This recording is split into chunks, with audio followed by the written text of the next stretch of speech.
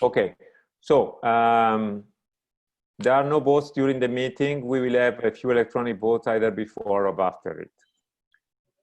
Then we push for a timely submission of the documents report to be presented and discussed, and I will report a little bit.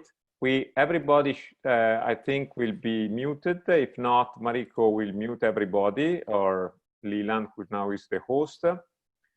Either virtually raise your hand or use the chat feature if you would like to ask a question. So unfortunately, it won't be possible to ask questions during the presentation, but if you need to ask a question, then do it through the chat and we will summarize and have it in the end. Everybody can ask question, but if we have not enough time, then basically we will give a precedence to the question coming from the voting outcome members. Okay, but everybody may ask a question. For this meeting, we did a new bottom-up schedule design, and each VP and director was asked to select 2 preferred time slots for today and for tomorrow.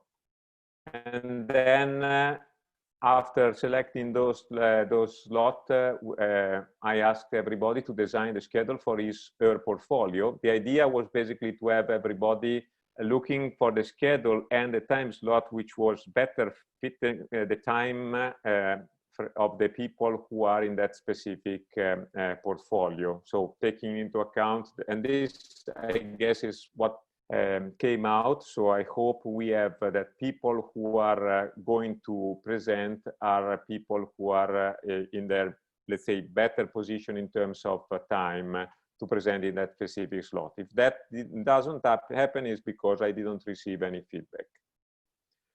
We set deadlines to upload presentation, as I mentioned, and this is the situation. The green is the consent agenda, and the blue is the live agenda. The vertical correspond to the thresholds, and of course you see that right now we have more or less 92–93% of the presentation uploaded, and I'm quite happy because we were close, relatively close to the deadline. I think that at this point I'm still missing a pair of presentation from technical activities, a pair of presentation from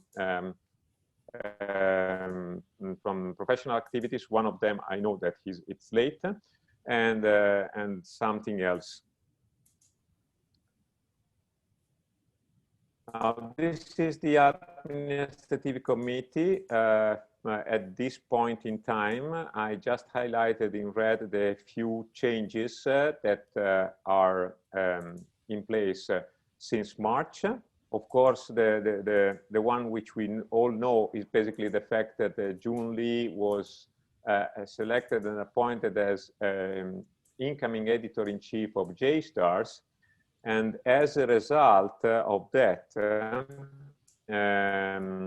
and in accordance with José, the Director for Education, I appointed a new coordinator for the GR4S, so the GRSS Summer School Task Force, and the person is Andrea Marinoni from the Arctic University of Norway. He and the team organized, or better, finalized the 2 GRSS that has been organized originally by June Lee and the team. And those has been virtually delivered in this day. One is in Hawaii, hosted by the University of Hilo, and the other one in China, hosted by the State Key Laboratory of the Beijing Normal University. And one more is planned for September in Norway. And there was another one in New Zealand that has been postponed to 2021. At the moment, we have contacts with CONAE, the Committee for Aerospace in Argentina, because they have a spring school that's usually co-sponsored, technically co-sponsored by GRSS through the Argentinian chapter. So this time it could become a part of our GR4S group of summer school. The other thing which was highlighted in my scheme is basically the fact that we have a new person from the, which is our liaison with the IEEE China office, Anna Guo, who is, I think, online. She works in Beijing and is in charge to connect GRSS with IEEE China and with the China working group that, you remember, I established early this year. Anna comes from a company, and she worked as marketing manager. She has a Master of Science at Johns Hopkins University and Bachelor at the University of Washington in Seattle. A few months, and she helped spread the information about IGAS 2020 and connecting to the GRSS chapter chairs in the People's Republic of China. So I would like to take this occasion to welcome Anna to the group and thank her for being available to help GRSS in this new position. Now, the next part of my presentation is related to what is the situation at the IEEE level, and of course, the thing which are most important at this point are related to how IEEE is coping with the coronavirus. And this is a so-called emergency response team dashboard. This dashboard includes all the information about different things. Here, I just put the part related to conferences. And you see the graph, which is on the top left, corresponds to how many virtual conferences are going on in IEEE in the different quarters. And the same for the month is right on the right. While the bottom part corresponds to how many papers are pushed into the IEEE Explore. And so far, the forecast, which is the yellow, orange curve, is basically more or less followed by the actual in green. And that corresponded to a 20% increase with respect to the papers that are in IEEE from conferences in 2019. But the reason is mostly related to the fact that these are papers coming from conferences in 2019 that are put into IEEE Explore in 2020. So this is not this is not yet, let's say, an effect of the COVID pandemics. And indeed, the next slide shows the economic impact that IEEE is forecasting for COVID-19. And as you see, considering the years on the bottom, you see that IEEE expects that the drop in the economic forecast is going to happen in 2021. And of course, depending on the different situation, we might have a worst case where IEEE will recover to the same level of income in 2025, a best case where it will basically never reduce with respect to what we have in 2019, and the most probable case, according to them, will just consider a recovering of the 2019 levels in 2023.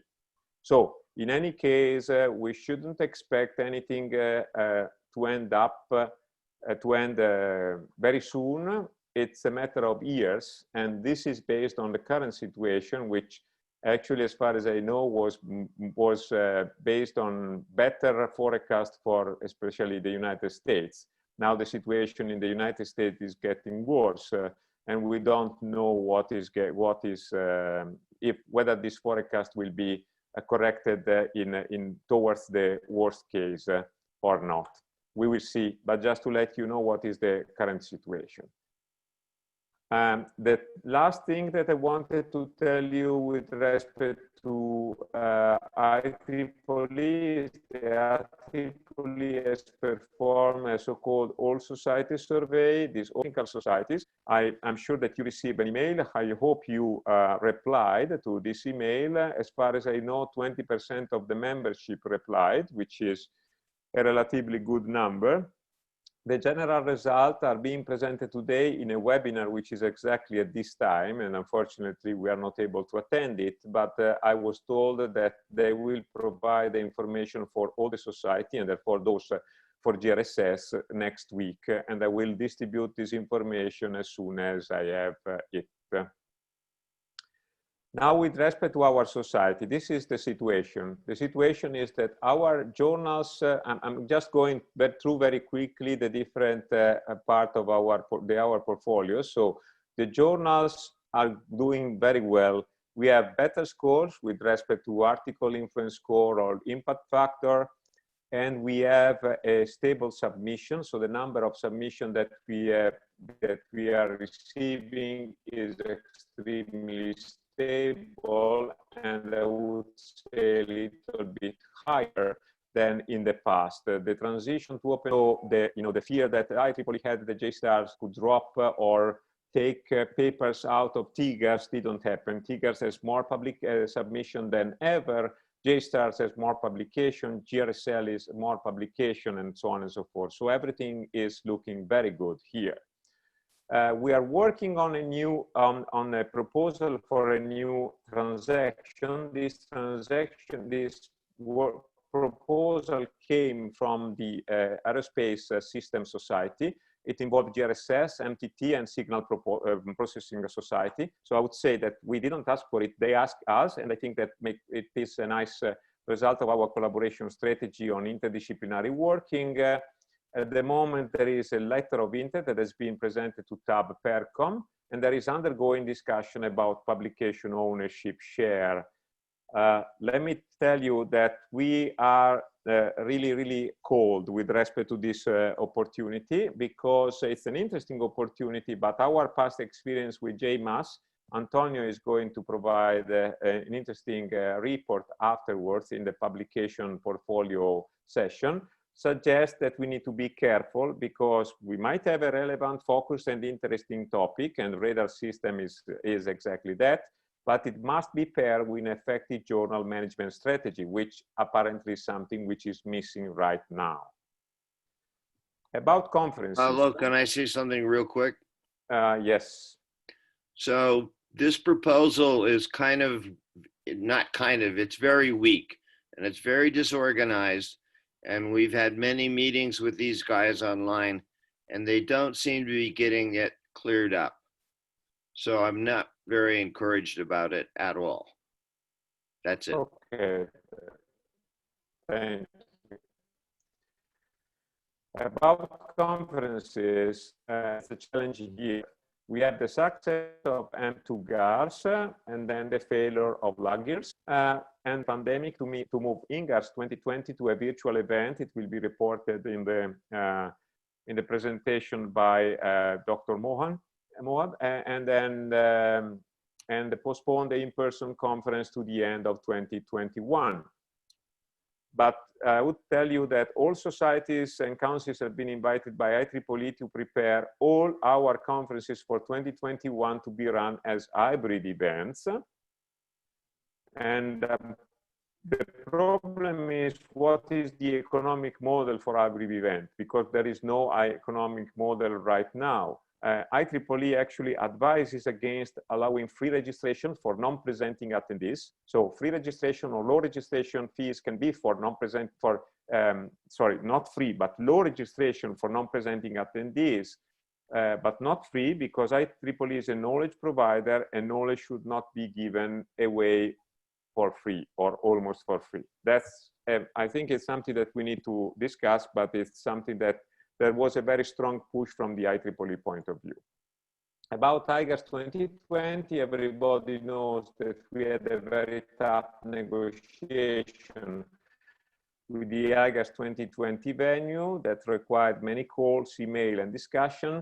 On April 22, the EXCOM decided to accept the deal and rebook IGAS in the same venue in 2025, but it didn't end at that point. The negotiation went on, and it was really tough at that point until the end of May. Eventually, we got a reasonable deal. I tried to use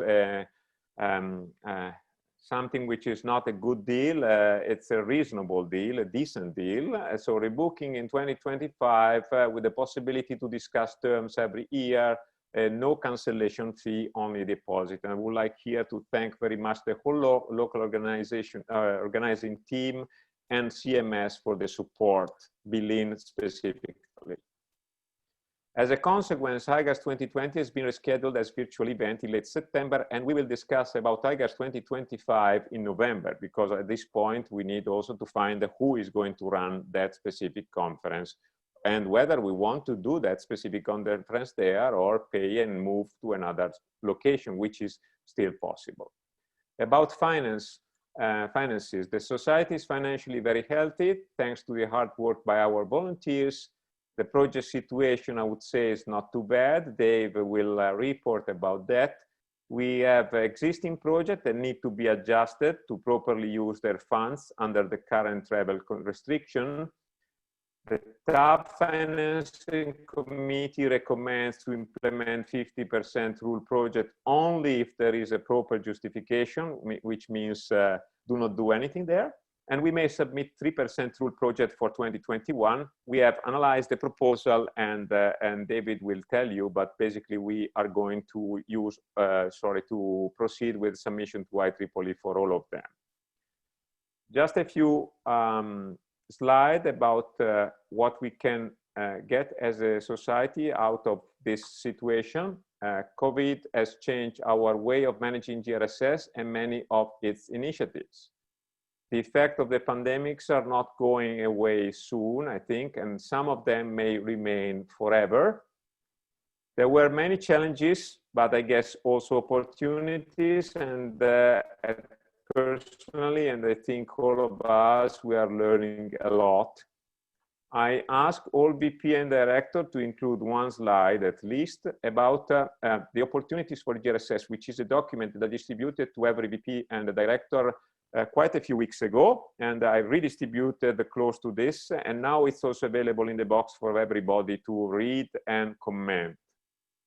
So I'm just at this point taking two opportunities for the outcome, since we are not having the possibility to do an in-person outcome. When we will have the possibility to do an hybrid outcome, it may be that one opportunity could be to limit the in-person attendance to the outcome meetings only to voting outcome members, with remote attendance by other outcome at large member, and if usable, additional session for business open to discussion by the whole GRSS membership. This is the idea, to have something which is at the same time useful and effective.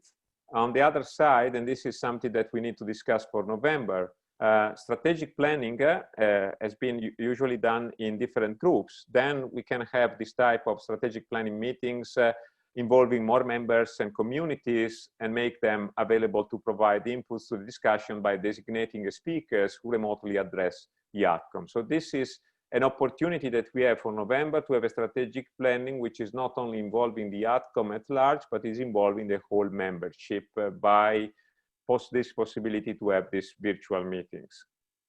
Another thing that we have been implementing, I think it's very interesting and important, is this idea of ad hoc webinars, because there are a number of things that won't happen. For instance, technical committee won't be able to have their presentation during the IGRS icebreaker because we won't have an IGRS icebreaker. Technical committees won't be able to have their own meetings during IGRS, and it won't be easy to schedule them before or after virtual session because of the time zones. For the same reason, chapters won't be able to have their meeting at IGRS, and at the same time we do not have video about our activities, and we have a YouTube channel which is almost empty. So the initiative that I started and I discussed with a number of people in this group is to have short webinars, 20 minutes, with a longer interactive session, 40 minutes. And then this 20 minutes, the first part will basically go into the YouTube channel, and therefore will be used as a sort of very short introduction to the technical committee, or set up a new chapter, how to set up or engage in CHAPNet and something like that. And you see here some of the examples. I'm going quickly because I'm running out of time. This is my last slide. It's about the cooperation with the other operating unit of IEEE and societies. The one with ISPRS is working well. At this point, as you know, ISPRS has moved their General Assembly to 2021. It's very close, both geographically and time-wise, to our 2021 IGRS. Therefore, we established together a working group to deal with the issues due to the proximity in time and geographically of the General Assembly and IGRS. And I invited the ISPRS president to be our host tomorrow in the Intersocietal Relation Committee time slot. And then we have the cooperation with other societies. MTT is equally working well. We have a coordination with respect to the new transactions. Reciprocal invitation to the ADCOM meeting in the fall. So I was invited to attend the virtual meeting. I'm expecting the president of MTT to attend our virtual meeting in November. In addition to that, we have the International Society of Digital Earth. We had an MOU. They lost it basically because it was signed by Kamal, but they didn't find any copy of it. We didn't have any copy of it either. So now we are restarting with a new version of the MOU. The MOU is in the box. It has been already approved by the ADCOM at the time. It's the same thing. It has been checked by Steve as chair of the Intersocietal Committee. So I'm going to sign it unless there are objections. And I think it is something that you could read very easily in the box. In the Intersocietal Committee folder. Last thing, as you remember, we were trying to sign an MOU with the International Center for Remote Sensing of the Environment. There is no more interest from their side. I think it's a real pity, but I checked with Barbara Ryan, who is the chair now of this of the committee managing this International Center Remote Sensing of the Environment and the Conference of Remote Sensing on the Environment. They said basically that they're going by themselves, and they will let us know in the future. So I think this is it. In summary, we have been able to cope with the new situation in a relatively short time, I think successfully, because of the competence, responsiveness, and abnegation by many of our volunteers. I think that the channel right now is to gradually remove the emergency practices, keeping only the best ones. So, for instance, we need to move to virtual, to hybrid conferences, and eventually, maybe not next year, but back to in-person conferences, but without forgetting that hybrid conference can be as interactive and profitable as an in-person conference, but more inclusive, because it can provide the possibility to people who are not cannot travel to attend, listen, and learn. And we have still a long way to go. I'm pretty sure about that. But as I mentioned, as I always say, we are a community, and we can succeed only together. And that's it on my side.